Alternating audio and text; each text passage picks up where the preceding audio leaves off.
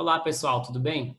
Então, vamos dar continuidade ao nosso capítulo 5. Agora vai ser a aula 2, que vai se referir a orações subordinadas substantivas e orações subordinadas adverbiais, tudo bem? Então, mais uma vez, vamos assistir a aula do professor Alfonso e no meio do vídeo eu vou aparecer no vídeo para me fazer uma pergunta, que o nosso modelo agora vai ser assim, sobre o assunto que está sendo explicado, e essa pergunta deve ser respondida no caderno.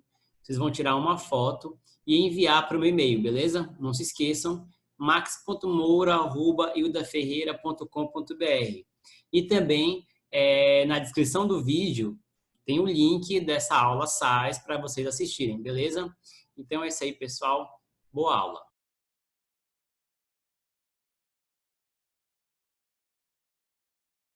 Oi galera, tudo bom? Vamos retomando aqui o nosso assunto sobre adjuntos adverbiais, sobre a classificação deles. Então vamos continuar aqui, tá? O adjunto adverbial, lembrando que é um conjunto de palavras, ou um conjunto de palavras que desempenham a função de circunstanciador, tá? De circunstanciais. Então, Rodrigo fez o corte com a faca está indicando o instrumento, o instrumento que foi utilizado para ele executar. O artista criava seus desenhos a lápis, Foi o instrumento utilizado para ele criar, tá ok? Intensidade está ligado à ação verbal, mas também intensidade pode estar ligada a um adjetivo, intensidade também pode estar ligado a um advérbio. Então, o atleta corria muito, muito está ligado a correr.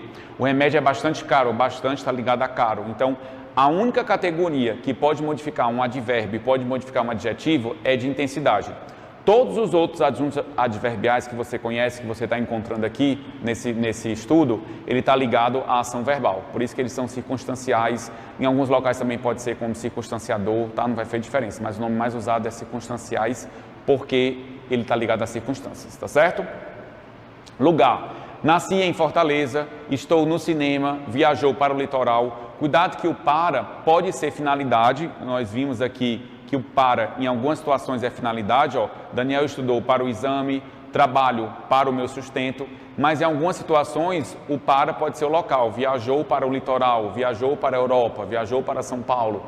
Então esse para também pode ter essa ideia, tá ok? Matéria é do que é feito, a Constituição, tá ligado à Constituição, tá? Era feito de ouro, a casa era feita de tijolos, Então o tecido era feito de seda, então é a constituição do objeto, de como é que ele foi construído, tá ok?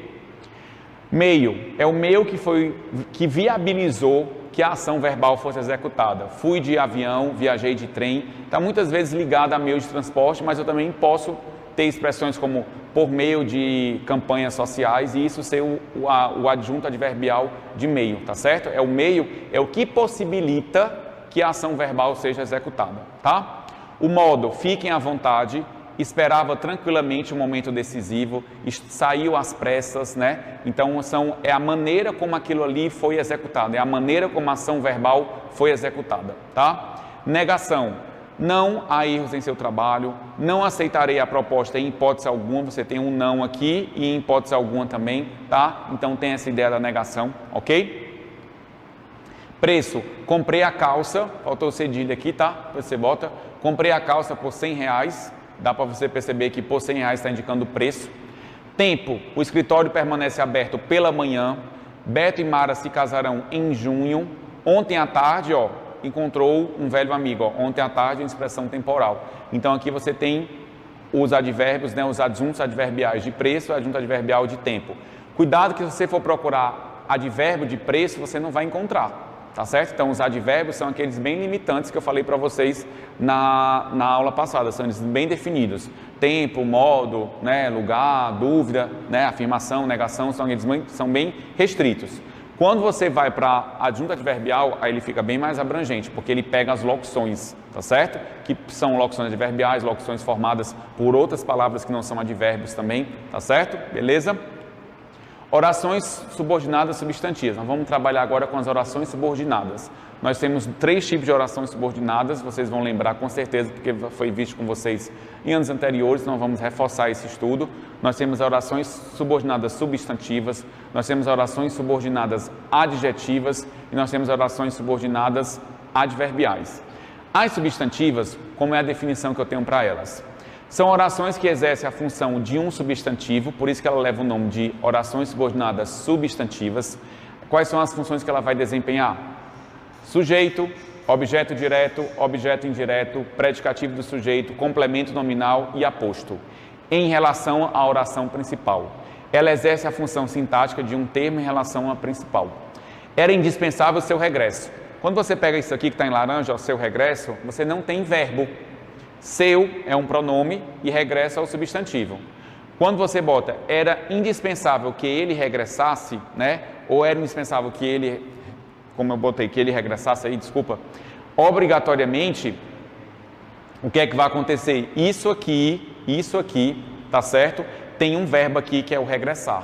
Então, se tem um verbo regressar, isso aqui passa a ser uma oração. É uma oração substantiva, porque ela veio de um substantivo. E ela é subordinada porque ela está presa a essa oração. Ela é, quando eu digo era indispensável, isso aqui é o sujeito dessa oração. Então, se isso aqui desempenha, né, como está colocado aqui, a função de substantivo e ela exerce função sintática de um termo da oração principal, ela é uma oração subordinada, tá certo? E aí, como é que nós temos aqui a nossa classificação das orações? Convém que você fale com ele, ó. Convém isso, né? O que é que convém que você fale com ele? É preciso que você regresse, ó. Que você regresse é o sujeito de é preciso. E uma dica que eu dou para vocês: tentem trocar do que até o final por isso, ó. Convém isso. É preciso isso.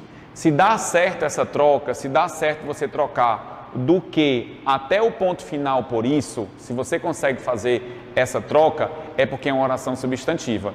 E aí fica muito mais fácil você saber a função sintática de uma palavra só, que é o isso, do que você saber a função sintática disso aqui tudo. Toda oração substantiva exerce a função de sujeito, tá? Lembra disso. Objetiva direta. Objetiva direta vai exercer que função? A função de objeto direto, tá? Muitos economistas previram que o desemprego aumentaria. Ó, muitos economistas previram isso. Você troca do que até o final por isso. Então, se você deu certo essa troca, é porque é uma oração substantiva. E aí você vem, ó, quem prevê algo. Objeto direto, ela é objetiva direta e exerce a função de objeto direto. Toda oração substantiva, ela exerce uma função sintática. Quando você sabe classificar, você sabe qual é a função sintática dela. Por exemplo, a oração objetiva direta, que é essa que está destacada para vocês de forma itálica, tá? Com a letrinha deitada. Qual é a função sintática dela? Objeto direto. A subjetiva, de sujeito. Olha outro exemplo. Todos queriam que passasse no concurso. Todos queriam isso. Você troca do que até o ponto final por isso. Não é trocar só o que. Se você trocar só o que, não vai dar certo. É você trocar do que até o ponto final por isso. Quando você faz esse mecanismo, o que é que nós temos aqui? Nós temos uma oração substantiva. E aí você descobre a função do isso, né? Porque você vai fazer da seguinte maneira. Deixa eu pegar aqui para vocês rapidinho, tá, gente? Pra vocês poderem entender. Ó, você vai botar assim: todos queriam. Aí você vai trocar do que até o ponto final por isso, né? Todos queriam isso. Aí, ó, o isso aqui é o objeto direto do verbo querer. Só que quem é o isso? É toda essa oração que passasse no concurso, tá certo? Façam sempre essa troca do que até o ponto final por isso, porque aí fica bem fácil você detectar como é que funciona esse mecanismo da oração substantiva, tá certo? Objetiva indireta. Seus amigos confiam em que você consiga realizar o trabalho.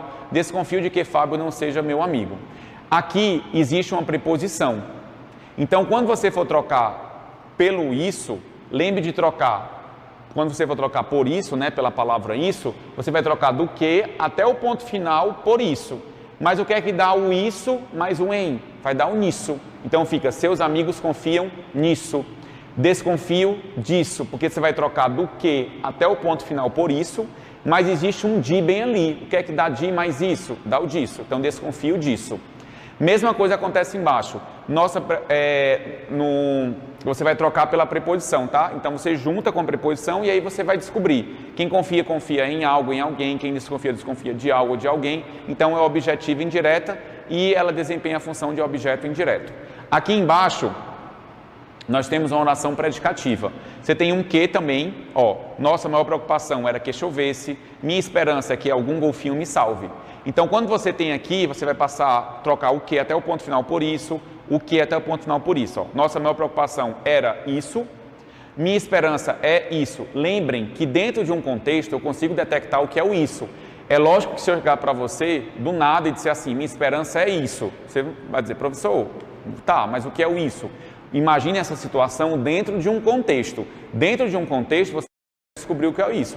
Se eu chegar para você e dizer assim, se eu chegar para você e disser assim, eu fiz tanto exercício ontem, você vai dizer, ah, legal, isso me fez aprender o conteúdo. O isso que é? Eu ter feito os exercícios, tá certo? Então, dentro de um contexto, nós conseguimos descobrir o que é o isso. Então, quando você faz esse mecanismo, ó, nossa maior preocupação era isso. Você tem um sujeito, tem um verbo de ligação. Quando eu tenho um sujeito, eu tenho um verbo de ligação. Logo depois, o que é que eu vou ter? O predicativo do sujeito. Casa com aquela oração ali, ó, predicativa, porque ela exerce função de quê? De predicativo do sujeito. Mesma coisa acontece, ó. Minha esperança é que algum golfinho me salve. Minha esperança é isso. Você tem um sujeito, que é minha esperança, você tem um verbo de ligação, que é o é, e você vai ter aqui o isso, né? Você vai trocar tudo isso aqui pela palavra isso, então você vai ter um sujeito, um verbo de ligação e um predicativo do sujeito. A oração é predicativa, tá ok? Vamos para a completiva nominal, é outra oração. Qual é a função que ela exerce? De complemento nominal, tá? Eu tenho certeza de que você passará de ano, teus pais estavam certos de que tu voltarias. Prestem atenção que tanto essa como essa, a objetiva indireta, existe uma preposição do lado do que, ó. Como é que eu diferencio uma da outra? Vou dar uma dica para vocês, tá? Que vai ajudar muito vocês. Do lado da preposição, aqui, certeza não é verbo. Do lado da preposição, certos não é verbo. E quando eu venho para a objetiva indireta, do lado da preposição, confiam é verbo, e do lado da preposição, desconfio é verbo. Então, quando aparecer uma preposição do lado do que, e ela for uma oração substantiva, olhe quem está do lado. Se do lado for um verbo, é objetiva indireta. Se do lado não for um verbo, ela vai ser completiva nominal. Eu tenho certeza disso. Quem tem certeza de algo, então disso, né? Porque vai ficar disso, porque do que até o ponto final é isso, mas eu tenho um de bem aqui, ó.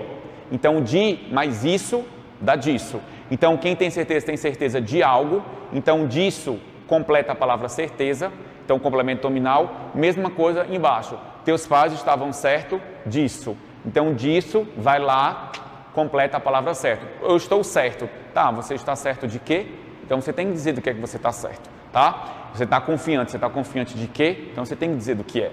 Então isso aqui completa a palavra certa, tá? E a positiva, para vocês no primeiro momento, ela se torna bem simples. Vocês vão ver mais na frente que eu posso ter uma positiva sem 2 pontos, mas para vocês agora vai ser trabalhada a positiva com 2 pontos. Ela exerce a função de aposto, tá? Todos defendiam esta ideia, 2 pontos, que o prédio fosse vendido. Eu só lhe peço uma coisa, 2 pontos, que você respeite as leis. Então, depois de 2 pontos, você pode trocar por isso, ó. Todos defendiam essa ideia. Isso, eu só lhe peço uma coisa. Isso, como eu disse para vocês, dentro de um contexto, nós conseguimos descobrir quem é o isso. Tá ok? Beleza? Então, aqui nós temos uma oração apositiva que exerce a função de aposto. Ok? Belezinha? Então, vamos aqui continuando. Então, pessoal, conforme o combinado, vamos à nossa pergunta. Que vai ser sobre orações subordinadas substantivas, tá? São duas questões aqui. A primeira, eu quero que vocês classifiquem essa oração. Quero que você seja meu marido, e o bom é que ela sempre foi bem comportada. Então, vocês têm aqui as orações subordinadas substantivas, que elas já estão em negrito, tá? Então, apenas classifiquem elas, tá? Entre substantiva, predicativa, objetiva direta, objetiva indireta, completiva nominal, né? E assim por diante. Tudo bem, pessoal? Então é isso. Boa sorte. Envie para o meu e-mail, tá? Não esqueçam. Obrigado. As orações subordinadas adjetivas, elas já, pela lógica, as orações subordinadas substantivas são substantivos que são transformados em oração. A oração subordinada adjetiva vai ser o quê? Vai ser um adjetivo que vai ser transformado em oração. Então, ó, são orações que exercem a função de um adjetivo, ou seja, de caracterizar um substantivo. Um adjetivo é transformado em uma oração. Vamos pegar aqui. Admiramos alunos estudiosos. Estudiosos é simplesmente um adjetivo. Aí eu venho e boto assim, admiramos alunos que estudam. Você transformou o adjetivo numa oração, porque agora eu tenho aqui, ó, que estudam. É diferente. Uma coisa é você ter só estudiosos, outra coisa é você ter admiro alunos que estudam. Aqui você tem um adjetivo que está modificando a palavra alunos. Aqui você tem uma expressão que modifica a palavra aluno, só que agora essa expressão tem um verbo. Então ela chama de oração. Subordinada porque ela tem uma função em relação à palavra alunos, né? Ela tem uma função em relação a essa oração principal. E ela é adjetiva porque ela exerce a função de adjetivo, não é qualquer aluno, é o aluno que estuda, tá? Como é que ela funciona, a oração explicativa? Ela acrescenta uma informação desnecessária, uma característica do elemento a que se refere. Capitu é uma personagem criada por Machado de Assis, tinha olhos de ressaca. Então essa expressão que está entre vírgulas, ela está caracterizando a palavra Capitu, né? Então tinha olhos de ressaca, esse tinha olhos de ressaca aqui é uma oração principal, ó, Capitu tinha olhos de ressaca.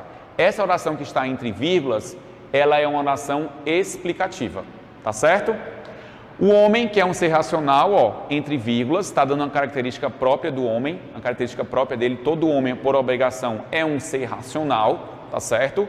Precisa mudar o mundo para melhor, então é diferente de uma oração restritiva. A oração explicativa, obrigatoriamente, tem que ter vírgula, não existe a possibilidade de uma oração explicativa não ter vírgula, ela tem que ter obrigatoriamente. Ela pode estar entre vírgulas, e ela pode estar também no final. Se eu dissesse assim, eu adoro Capitu, vírgula, que é a personagem criada por Machado de Assis. Pronto. Então ela tem que ter vírgula. Não existe a oração explicativa sem vírgula. Lembra disso. E a oração restritiva já é o contrário. Ela não pode ter vírgula em hipótese alguma. O homem que trabalha vence na vida. O que é restringir? O que é restritiva? Ela limitar. Uma coisa é você ter os homens que são seres racionais, ou seja, o homem que é o ser racional, são todos. Todos os homens obrigatoriamente são seres racionais. Se eles usam a razão ou não é outra coisa, mas todo homem obrigatoriamente é um ser racional. Quando eu boto o homem que trabalha, já não é mais todo homem. Eu tenho os homens que são seres racionais e eu tenho um homem que trabalha, eu dou um corte. Então eu limito. Restringir é limitar, tá? Os alunos que estudam conseguem bons resultados. O que é que nós temos aqui? Nós temos os alunos que estudam conseguem bons resultados. É qualquer aluno que consegue bons resultados? Não, só o que estudam. Então você está limitando, tá? Então você tem os alunos, quando você diz que estudam, aí você limita. Então restringir, que é o que dá origem à restritiva, é você limitar, tá certo? Orações subordinadas adverbiais. São as orações que exercem a função de adjunto adverbial. Pelo mesmo princípio, enquanto você tem a oração oração substantiva, que é um substantivo que foi transformado em oração. A oração adjetiva, que é um adjetivo que foi transformado um adjetivo foi transformado em oração. A oração subordinada adverbial, um advérbio, né, uma expressão adverbial, vai ser transformada numa oração. Então, ó, são orações que exercem a função de adjunto adverbial. Algumas vezes é possível transformar a oração adverbial num advérbio, mas às vezes não é possível. O que nós temos que perceber é que ela exerce a função de um adjunto adverbial, ela vai indicar a circunstância da ação verbal. Os pescadores retornaram no início da noite. No início da noite é simplesmente uma expressão temporal, é uma locução adverbial de tempo aqui, no caso, né, um adjunto adverbial de tempo.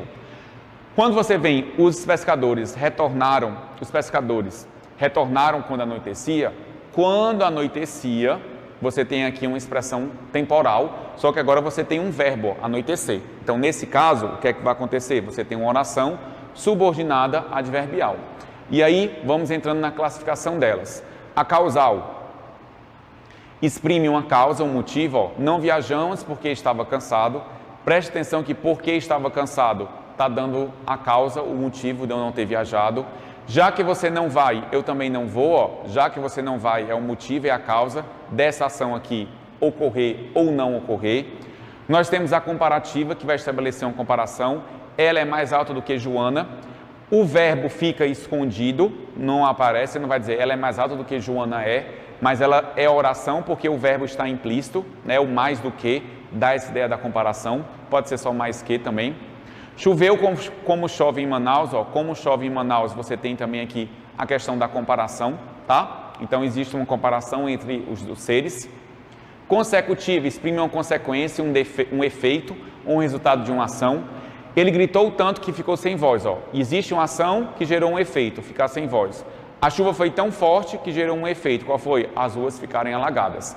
Algumas pessoas confundem a consequência com a causa. Lembre o seguinte, em uma frase, quando tem consequência, também existe causa. Uma frase causal, ela também tem consequência, tá certo? O que nós precisamos saber é que o que faz com que uma oração tenha uma classificação como causal e a outra seja considerada uma oração consecutiva, são as expressões, é o que aparece. Então, quando eu tenho, por exemplo, tanto que, tão que, obrigatoriamente eu tenho que classificá-la como consecutiva. Mas nessa frase, tanto em uma quanto em outra, eu tenho causa e consequência. Quando eu pego essa oração aqui, não viajamos porque estava chovendo, já que você não vai, eu também não vou, tanto existe uma causa como uma consequência. Mas todas elas aqui, o que é que vai acontecer? Existe a questão da causa e consequência, como eu falei para vocês, mas por que ela vai ser classificada como causal? Por conta dos conectivos. Então, o que vai fazer com que você classifique como causal, que você classifique como consequência, é o conectivo. Por isso que é interessante que você pegue em casa esse conteúdo de oração adverbial, veja as locuções conjuntivas, né, que iniciam, né, as conjunções que iniciam as orações subordinativas adverbiais, as orações subordinadas adverbiais, as conjunções adverbiais, para que vocês possam ganhar tempo nessa classificação, na interpretação. Porque quando você memoriza essas conjunções, além de melhorar na redação, porque você diversifica, você não fica usando sempre as mesmas coisas, você não perde tempo. Por exemplo, ao analisar uma frase, você não fica na dúvida, é causa ou consequência? Você está vendo já que, obrigatoriamente é causa. Você está vendo, por exemplo, o tanto que, o tão que, obrigatoriamente é consequência. E vejam outra coisa também importante, o que está destacado acontece depois. Ficar sem voz e as ruas ficarem alagadas acontece depois dessa ação aqui. Quando você tem, por exemplo, estava chovendo e não vai, ela acontece antes dessa ação aqui. Então é interessante você memorizar essa conjunção subordinativa adverbial, né? Você conhecê-la, você saber qual é a função que elas exercem, qual o valor semântico, e você também ter atenção para saber o que está sendo destacado. O que está sendo destacado acontece primeiro ou acontece depois? Se for primeiro é a causa, se for depois é a consequência, tá certo? E aqui nós vamos dar uma pausa, nós vamos encerrar o nosso estudo aqui de orações adverbiais e na próxima aula nós concluímos o estudo das orações adverbiais com o período que nós chamamos de orações subordinadas coordenadas entre si, que é um período muito mais interessante, muito mais dinâmico. Tá certo, minha gente? Tchau, até a próxima, tá?